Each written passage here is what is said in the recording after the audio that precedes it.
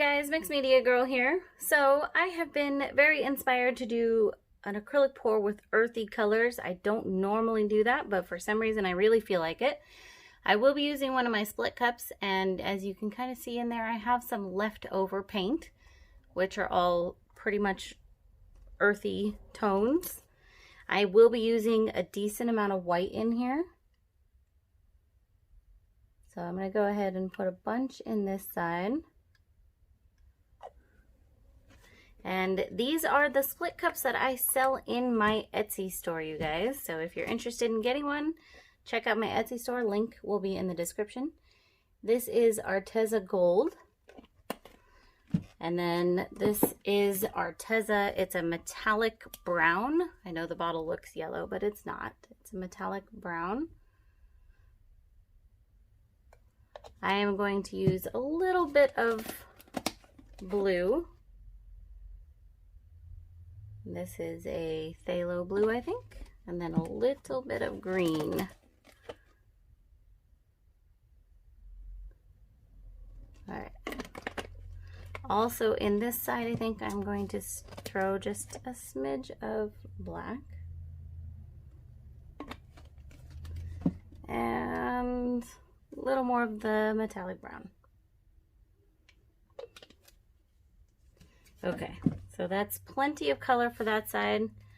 And I think I'm just gonna add a little more white to the other side and a dash to that side. There we go. So this is pretty exciting.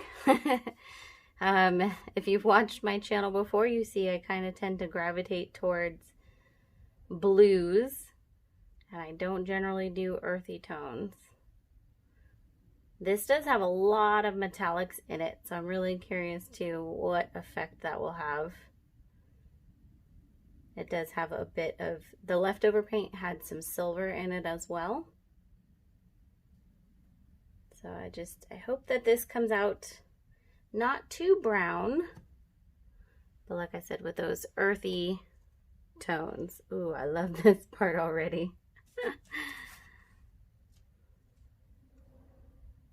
And I don't really mind if cells develop.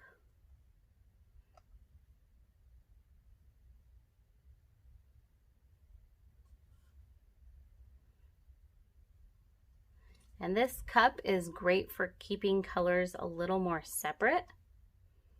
So you can kind of tell, instead of just getting a ton of gray over here, we actually have the black and white separation.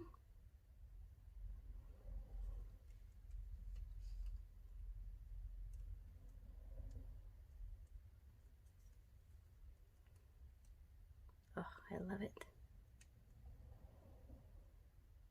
I go through kind of some color phases, and I think right now I'm going through kind of an earthy toned phase. All right, I have a feeling that more will develop. You can kind of already see some things in here just due to all the metallics.